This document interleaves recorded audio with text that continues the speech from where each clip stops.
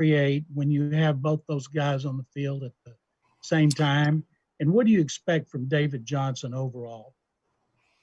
Yeah, we've worked hard in the offseason to come up with different packages, relative to some of the things we've done in the past, and some of those packages obviously involve David and Duke. Both guys are I believe 3-down backs. They can play on all 3 downs. They can run it. They can catch the ball in the backfield.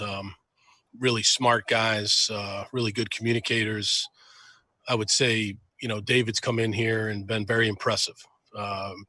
In great, fantastic shape, smart, really picking up the offense well. We saw that in the spring. But to see him in here in the walkthroughs and things that we're doing, I think he has high expectations for himself. That's the type of guy he is, and we have high expectations for him. Aaron Wilson. Morning, Bill. Bill, hey, Aaron. When you look at Brandon Cooks and his background, what kind of feedback did you get from, as you talk to in this business, whether it's Sean Payton or Sean McVay and Bill Belichick about him, and what have you seen now that he's in your building from him? And I had a follow-up for you as well. Sure.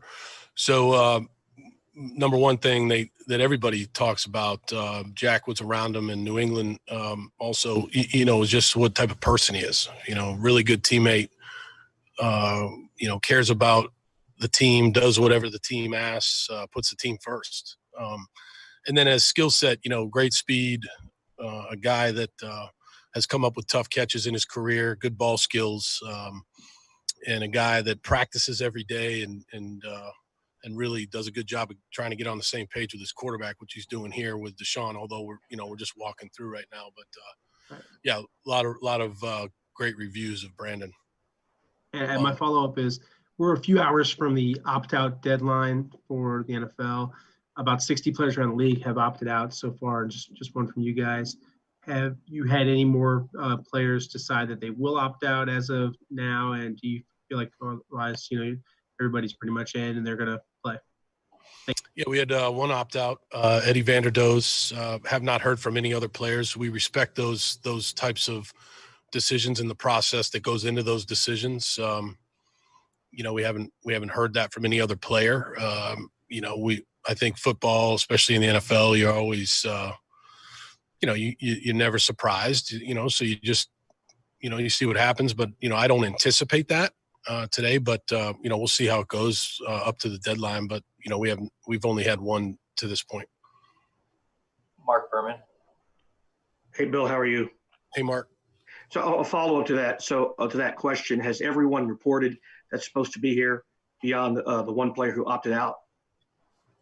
Everyone is here. Everyone's reported. Some guys are in different phases of, not many, but, different phases of corona testing and physicals and things like that. But everybody's here. How much work can you get done through the walkthroughs? What are some things you're trying to accomplish? Yeah, you can get a lot done. I mean, it's a lot. It's mental, but, you can do some drill work. You can't really go against each other. You don't have helmets on, but our guys have been great. They've been out there very attentive. You can we've been able to get a lot accomplished. We'll do it for about 3 more days, and then we'll start to move into the next phase, which is like a phase 2 relative to like the off-season program, where now they can put helmets on and protective jerseys, and we'll do that on the 9th. So we have about 3 more days of walkthroughs. Aaron Reese. Hey, Bill, obviously no preseason affects the guys at the bottom of the roster, undrafted guys, et cetera. But what value would it have provided you and some of the other starters and the coaches, just given like kind of the procedures and stuff that I imagine will be in place this season versus a normal season? Same without preseason games, Aaron, you mean? Yeah. Yeah, so you were muted there for a second. Yeah, so I think what you're asking is something that we've thought a lot about. Look, it's an unprecedented year. There's a lot of things that would take place in a normal year that you're going to have to figure out. I think my college background gives me a little bit of experience in that. There's no preseason games in college. So relative to, getting ready for game day from a communication standpoint with the coaching staff, with the players and things like that, I think we have a good plan for that. I think the one thing that would be something that would be missed would be the opportunities that the younger players get in the preseason games. They're not gonna get as many opportunities, so they really have to take advantage of the opportunities that they do get. Especially now, but especially once we put the pads on, and when we get to scrimmages and things like that. But it's definitely different. Definitely different. Sarah? Bill, because this is not a traditional off season, once you put the pads on, do you expect that to affect the tackling drills you're going to be doing? Like, will that change at all because you're not having as long as a camp? I think early in the season, I think the team that does the best job with tackling, with penalties, with ball security, is going to be a team that has the advantage. So we have a plan in place, really starting with phase 2, even without pads, to really start honing in on angle tackling and proper tackling and things like that, as much as we can do. We can't actually do it, obviously, and then leading up to when we have pads on, continuing to work the same drills, although they won't be live, so to speak. We don't really do a lot of live tackling. I think the other thing we've been working hard on right from the start is line of scrimmage penalties that we feel like we can control. So we've worked a lot on operation in all 3 phases, and we've got to do a better job than we did last year on that in that phase. And then once we get to phase 2, we'll begin to work more ball security drills, takeaway drills, and things like that. But that's going to be a big part of the early part of the season. Brandon Scott? Hey, Bill. Same or similar question to Sarah's. I was curious on how you guys are approaching health and injury prevention, considering you guys haven't been able to do the same amount of physical stuff that you're normally able to do. Is there an adjustment that you guys make to try to prevent injuries in any way? Absolutely. That's a great question. We're definitely into the ramp up period here where, like we said, we walk through, but then our strength and conditioning staff plays a big role, our training staff, in getting these guys to the point where they can get out there and play football. All these guys, the veterans, they've worked hard. You can tell they've worked hard, but some of them weren't able to do the football drills that we do, or some of them didn't have the resources that we have here. So, we're definitely being patient, and we've put a lot of work and resources into different ways to monitor where they're at. So we've worked hard with our sports performance staff to come up with plans relative to how many minutes of high intense practice, medium intense practice, and low intense practice. So we've worked hard on that, and we have a good plan for it, and hopefully that'll help us in the health department. Terrence? Bill, without the benefit of any preseason games, how do you go about evaluating those kind of fringe guys that may have been able to impress you with game action? How do you go about evaluating those guys in terms of making the roster? Yeah, I think that's another great question. I mean, I think that's hard. I really do. I think you've got to try to evaluate them right from the start, see how they learn, see how they improve from day to day of what you're asking them to do. When they get their opportunities in practice, like a real practice, where we're going 11 on 11 or 7 on 7, how do they perform when the play is presented to them? How do they, can they go out on the field and take it from the meeting to the walkthrough to the field and perform at a high level? I think that's the best way for us to evaluate them, but they won't have as many opportunities. And, that's just the way it is. That's this year. And hopefully those guys will they'll do the best job they can with their opportunities, and we'll try to make as good a decisions as we can. John McClain? Bill, did you consider doing anything like New Orleans, offering your team on a voluntary basis, taking over a hotel for all of camp? I mean, we considered everything, John. I mean, we really did. We took everything into account, but I think what we did was we followed the protocols that were sent to us to a T. And, in those protocols, they talked about hotels and how, you cannot require anybody to stay in a hotel. And that, I know what those teams are doing. They're not requiring anybody. They're just making it available. So that may be something that we do down the road. We've made our hotel where we're staying, we've made it available if a veteran wants to stay in there, if a rookie wants to stay in there, but nobody can be required to stay in a hotel. So I think that's the key. And again, I think the big key is continuing to make good decisions every day. And then the big key for all of us is when we leave the building, doing a good job of paying attention to wearing a mask, washing our hands, and making sure we do as good a job as we can to keep the virus out of the building. John, did you have a follow-up? I wanted to ask you one other thing, Bill, about the practice squad, the new rules. You've got 16. What are the advantages of the new practice squad rules?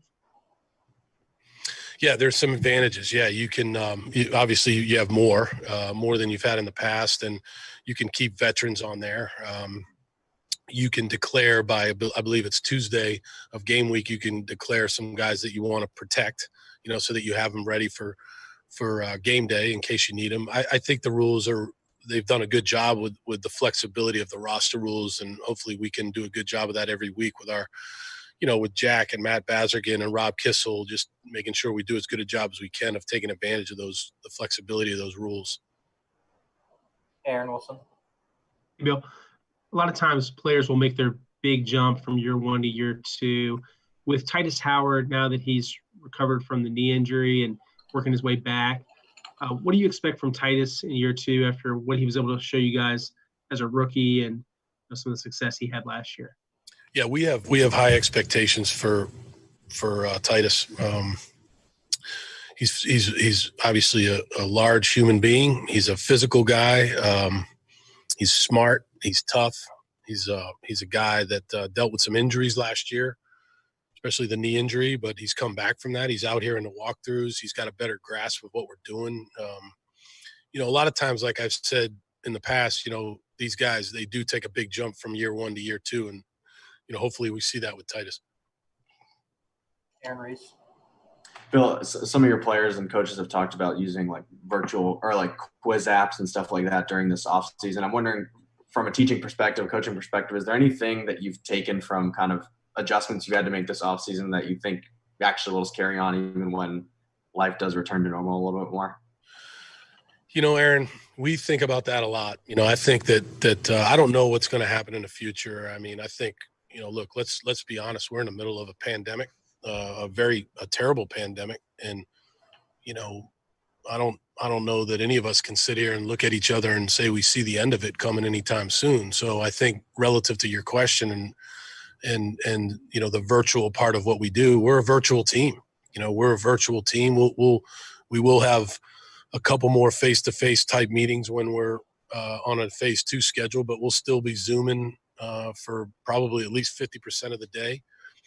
And, look, I think a lot of that, probably will carry on into the future. I don't know that, but I mean, it seems like, the way that it's going right now. I don't love Zoom. I'll be honest with you. I think that the personal part of it, when you're in front of the team in the squad room and all that, that's a big part of football. But this is what we have to do to make sure that we keep the virus out of our building and out of our team. So this is what we're doing, and we'll see how it goes into the future. We got a couple more. Adam Wexler. Bill, you've made changes to all 3 of your coordinators, promotions from within, and guys taking on new roles. And we know Weave and Tim a little bit from the last couple of seasons. Got to know Tracy a lot more yesterday with who he is and the kind of person he is. What do you think of who he is, the kind of person he is, his attitude? He does have the feel of a special teams type of personality. Very good one. Yeah, no, he's a very smart guy. He's very calm, very thoughtful guy. He's got a good sense of humor. I guess that's what you guys saw yesterday a little bit. Yeah, no, he's had a lot of experience too. I mean, this isn't like his first rodeo. This is his first time, coordinating the whole thing, but he was a big part of what we've done the last couple of years with Brad, so, we see that as a pretty smooth transition. Of course it's different. It's always different when you're up in front of the room for the first time, and there will be things that'll come up that he'll have to adjust and things like that. But yeah, bright guy and got a really good attitude. Brandon. Coach, how are your rookies doing, especially given the unprecedented situation? How are your rookies doing, and what can be a realistic expectation of them this season?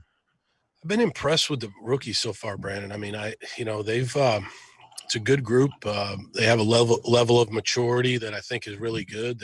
They're smart. They They pay attention. They take notes. They try to do the things that we're asking them to do. You can tell it's really important to them. How many of those guys can help us this year? How many rookies over the years for any team have actually helped? I mean, it's tough as a rookie, and it's even tougher this year. But, if they keep, attacking each day the way they are so far, I mean, I can see where some of these guys could definitely help us this year. Thanks for the time, Coach. Okay, guys. Thank you.